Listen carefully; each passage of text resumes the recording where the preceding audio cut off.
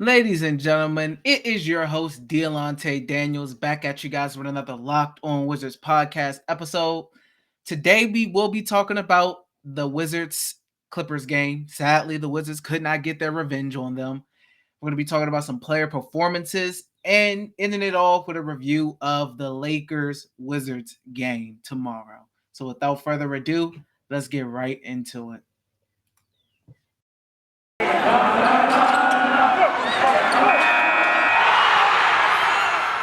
You are Locked On Wizards, your daily Washington Wizards podcast, part of the Locked On Podcast Network. Your team every day.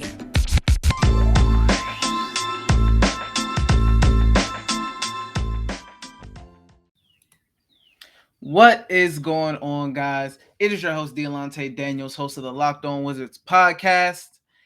And sadly, the Wizards took an L. I predicted the Wizards would lose to the Clippers. I was hoping I was wrong, but sadly, I was not. 115 to 109, your final score. Main takeaway, man. Just they couldn't stop Reggie Jackson, the three-point shooting. The three-point defense, to be specific. 50%. The Clippers shot 50% from the three. Luke Kennard at one point, he was 4 for 7 from the three, but he had some wide open three-point looks where it was just like practice. It was practice. He could have had a picnic. The amount of space and time he had to shoot his threes. Reggie Jackson, he killed the Wizards all night. 31 points, 7 assists. 5 for 9 from the three-point line. And then Marcus Morris. I almost said Markieff, but Marcus Morris, 27, 3 for 4 from the three. He made some tough contested shots. 10 for 15 from the field.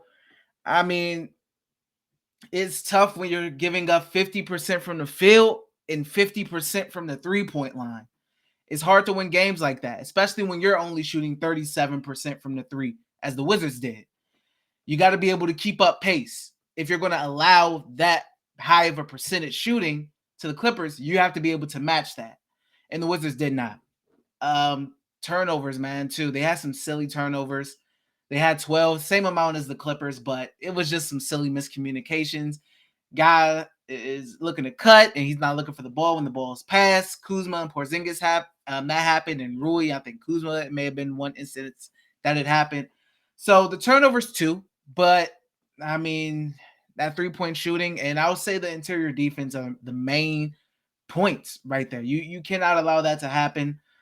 Just Luke Kennard off the bench killed them. Luke Kennard is a big part of that Clippers, bench. They only play 3 men off the bench. Terrence Mann, and Hartenstein. And Luke Kennard, you can't let him hop off from 3 like that. Reggie Jackson, you cannot let him go off on you like that. And Marcus Morris, you just got to make life tough. And Nick Batum, he had a wide open 3. Reggie Jackson kicked it out to the corner, and then it found a way to Nick Batum towards the end of the game. And go figure, to put him up 2. I believe it was to put him up 2. Wide open, bam, easy, practice 3. And the Wizards got to play better defense. They have to defend better, man. This was a winnable game. I'm going to get into some thoughts about Wes and his rotations as well, but this was a winnable game, man, and the Wizards lost. And it was a big day for play-in watch. If you're looking at the standings, the Knicks won. They're on a 3-game winning streak, I believe, so they're coming. They're right behind the Washington Wizards. The Hornets lost and the Hawks lost, so the Wizards had the opportunity to gain a game on both of those teams and to keep that distance between the Knicks. They lost a game in space between the Knicks, and they didn't make any upward movement in catching the Hawks or the Hornets. We're losing games, man. It's getting less and less games in the season. The Wizards gotta defend if they want to be able to consistently win games. I've been saying this all throughout the season. You cannot consistently win games if you do not consistently defend. You'll win the Pacers game, lose the Hawks game. You'll lose the Clippers game, possibly win the Lakers game. You got to be able to defend the ball consistently, defend teams consistently in order to win games consistently and make this final play-in push that they're trying to make. So that's the main takeaway right there. 3-point defense and that interior defense but mainly the 3-point defense I had an issue with. It was way too many guys who had practice shot open looks for my comfort. I didn't like it. I didn't like it at all. But before we get into some individual performances from some guys, we do have a message from our friends over at Bet Online. It's that time of year again as college basketball's tournament is finally upon us. From all the latest odds, contests, and player props, BetOnline.net is the number one source for all your sports betting needs and info. BetOnline remains the best spot for all of your sports scores, podcasts, and news this season. And it's not just basketball. BetOnline is your continued source for all your sporting wagering information needs, including live betting and your favorite Vegas casino games. Head to the website today or use your mobile device to learn more about the trends in action. BetOnline, where the game starts. Thank you for making Locked On Wizards your first listen. For your next listen, check out the Locked On Now podcast. Nightly recaps of every NBA game with analysis from our local experts. It's free and available wherever you get podcasts. So, mainly who I want to talk about, Kristaps Porzingis. He had 19 points, 8 for 14 from the field, 2 for 5 from the three-point line, 5 fouls. One thing I will say that I see from Porzingis that I want to see him do a better job of. And, he's been in the league for a little bit now, so I don't know how much adjusting is really going to be. But when you have mismatches in the paint, like I believe when he got the ball, I'm sure that's the look he wanted, the shot he wanted. He would want that shot 10 out of 10 times. I thought it was a great shot compared to the shots the Wizards always get at the end of games where it's a contested shot or a Bill ISO that's not the best shot. It was a mismatch, a look Kristaps would probably say he would make 9.9 out of 10 times. This was just the point one time he missed. But when you got a guy like, and I'm thinking it's Luke Kennard. I'm sorry, this is a whole new day, so my brain is jogging these memories. I'm thinking it's Luke Kennard on him. It was a mismatch regardless. But a fadeaway shot? I don't think that was the best look right there. I don't think that I want to see that from him. I want to see Kristaps get in guys' chests, get towards the basket, and not a fadeaway look in that situation because these guys are going to have to foul you or they're going to have to crash in and double, which leads to an open look for your teammate. But other than that, I think Kristaps had a pretty decent game. He had a block shot. He had some threes, 2 threes in there. But for the most part from the field, he was efficient, man. He was really efficient. I thought he did a good job. He has a really good touch. He has really good touch. So outside of that and my issues as far as not being extremely aggressive with those mismatches and preferring to shoot those fade shots, it's not like Kristaps has a bevy of post-up moves. From what I've seen, he doesn't have a big arsenal of post moves. That's not really what he does. But I want to see him do a better job of taking advantage of those mismatches. Kyle Kuzma, 17.6 rebounds, 4 assists, 8 for 16 from the field. Not the best shooting night, 1 for 4 from 3. But I think he did okay. He has some nice floaters in there. One thing I want to say is Ish Smith. I wish he would have had more playing time than 16 minutes. I think he should have played more than Raul Neto and more than Tomas Satoransky. I feel like he did a really good job. He didn't shoot the ball well. He shot 1 for 5, but he had 8 assists. I felt like when he was in there, he was really facilitating, getting guys open, getting guys shots, feeding them the rock. I don't know why he only played 16 minutes. I'm confused by that. Another thing, Rui Hachimura, I felt like should have played more than 24 minutes as well. He was a guy who came in hot. He came in 11 points early. 11 points. He finished with 18. He was a guy who was hot. But only playing 24 minutes. These guys should be in the game more because they start off hot, but they sit down for too long. You're pretty much icing your own player. You're cooling your own player off. Rui Hachimura should have easily had a 30-minute game tonight. I don't know why he didn't. Sometimes Wes has rotations that it doesn't make sense. Some guys should be playing more than others. Like Ish Smith, I felt like was the best guard tonight as far as facilitating and moving the rock around. But he didn't get the most playing time out of other two point guards. And maybe it's just Wes really needs to have a point guard that he trusts, that he just, knows that's going to be my point guard. Because I don't know if it's just he doesn't like moving out of his script or changing the script or adjusting his script, but he doesn't like it for some reason. Ish Smith should have played more than 16 minutes. Rui Hachimura should have played more than 24 minutes. Rui Hachimura started off hot. He was 7 for 10 from the field. He was 1 for 4 from 3, but he did have a big 3 late. 3 for 4 from the free throw line. KCP had a couple big 3s late. He was 6 for 6 from the free throw line. Didn't shoot the ball. Well, he did shoot the ball kind of well. He almost shot at 50%, so let me take that back. 4 for 10 from the field. 16 points. Man, this was just tough because this was a winnable game. This is a game the Wizards should have won. Daniel Gafford, I want to give some love as well. 7 for 11, 10 rebounds, double-double off the bench. Yes, 14 points, 10 rebounds, double-double off the bench in just 22 minutes. And Daniel Gafford is one of those guys that I said I thought was going to be able to improve his play, and he would benefit from KP being the starter because he comes off the bench.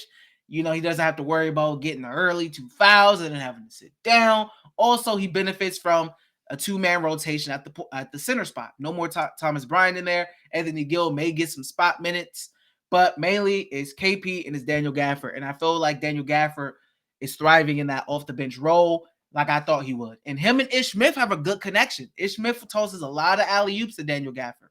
They have a good connection there, so I love to see that off the bench. That's why I'm loving that Ish Smith, Daniel Gafford connection off of the bench right now. I think they're both doing a tremendous job.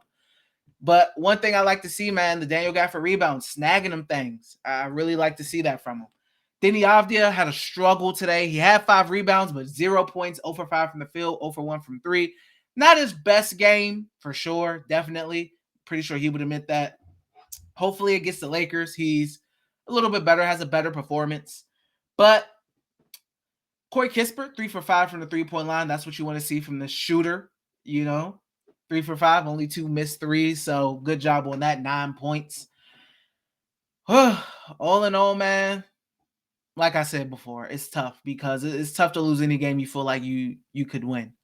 And the Wizards played good in that third quarter. In that fourth quarter, they just, they couldn't close it out, man. The Clippers just executed better, and the Clippers just played better. And it seems as of late, in late game situations, it seems like teams kind of are just outplaying the Wizards late, and they end up losing those close games.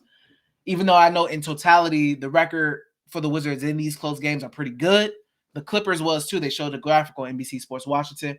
But if the Wizards want to get into playing, man, they got to start winning more of these close games and not letting these teams come back because they'll grab a lead and then they'll lose that lead very fast. So the Wizards have to do better. And Wes Unseld Jr., I think, has to do better with flipping up. I mean, just changing the script up. I know you come in with a set mind of these guys should play more, but when you see a guy like Rui hot, when you see a guy like Ish facilitating, these guys should play more minutes. That's all I really have to say on that. But before we get into talking about this Lakers game, we do have a message from our friends over at Built Bar. This is the time of year that I've pretty much given up on all of my New Year's resolutions, but not this year. I'm sticking to my resolution to eat right. Thanks to Built Bar, it's almost feels like it's not really a resolution because I actually enjoy eating them. Have you tried the Puffs? If you haven't, you're missing out on one of Built Bar's best tasting bars. Puffs are the first ever protein-infused marshmallow. They're fluffy, they're marshmallowy, they're not just a protein bar. They're a treat, and they're covered in 100% real chocolate. Puffs are a fan favorite with some incredible flavors. Yummy cinnamony, churro, coconut marshmallow, banana cream pie. So good. These are going to be your new favorite. All Built Bars are covered in 100% real chocolate. Yes, Puffs included, 100% real chocolate. Low calorie, high protein. Replace your candy bar with these. They are better. A typical candy bar can be anywhere from 200 to 300 calories. Go to Built.com and scroll down to the macros chart. You'll be blown away. High protein, low calories, high fiber, low carbs.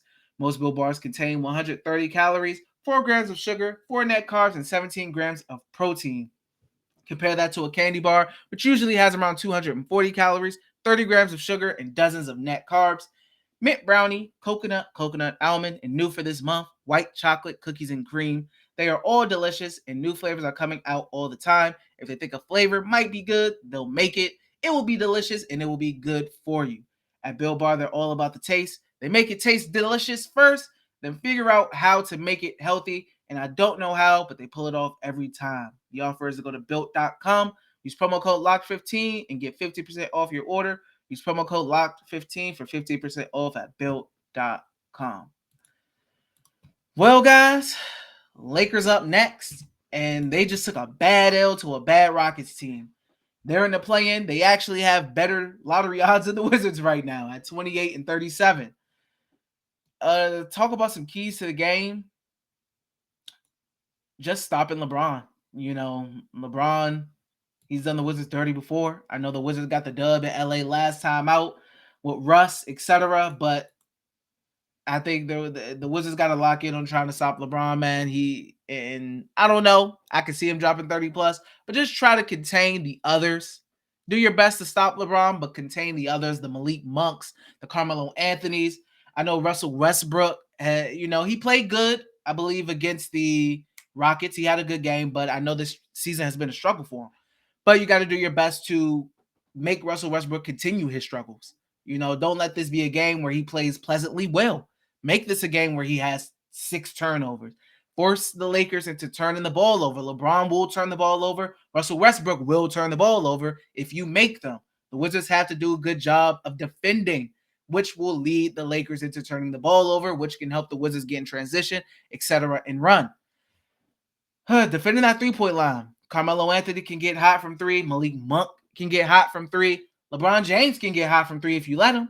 The Wizards have to do a better job of not letting these guys get open from the three-point line and having a field day and taking practice shots at the three-point line. They have to defend the three-point line and do a good job at that. So defending that three-point line, forcing turnovers, playing good defense, obviously, but you really want to try to force those turnovers, use some of that length the Wizards have, and just do your best to contain the others, the Malik Monks, the Carmelo Anthonys, etc. Just do your best to contain the others. LeBron will get his, but keep Russ in that funk. Make Carmelo attack him offensively, just like Jalen Green said. He said they focused on attacking Carmelo Anthony. When he's in a game, do the same thing. Attack.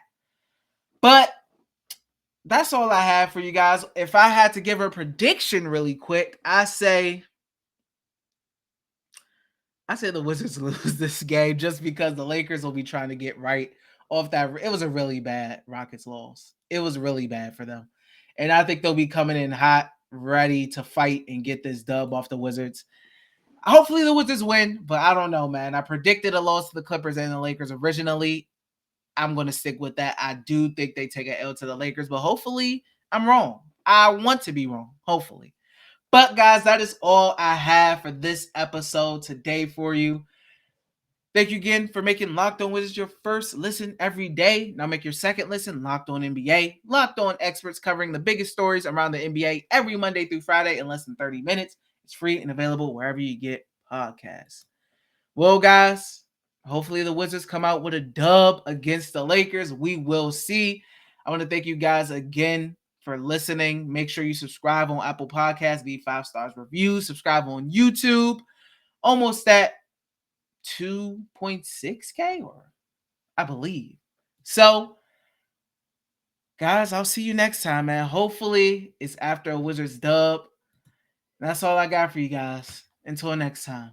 Peace.